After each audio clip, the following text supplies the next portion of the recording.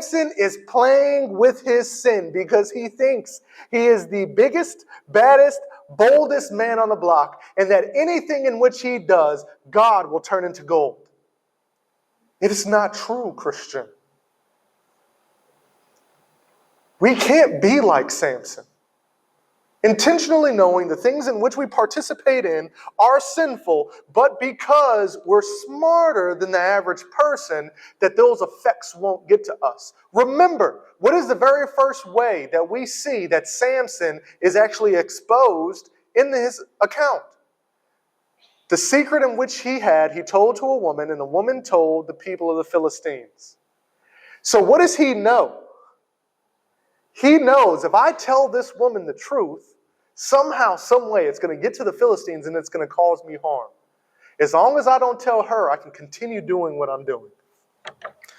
But sometimes the path of death is going to call us to show our obedience to the very desires of our heart.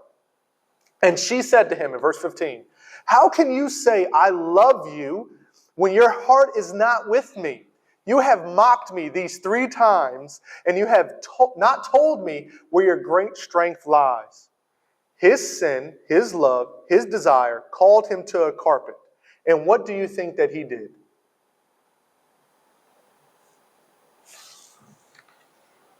And when she pressed him hard with her words day after day and urged him, his soul was vexed to death. And he told her all his heart. When we look at Samson, he's a Nazarite. From birth, God himself showed up and told his parents that this will be the man in which starts to begin and give deliverance to Israel from its enemies.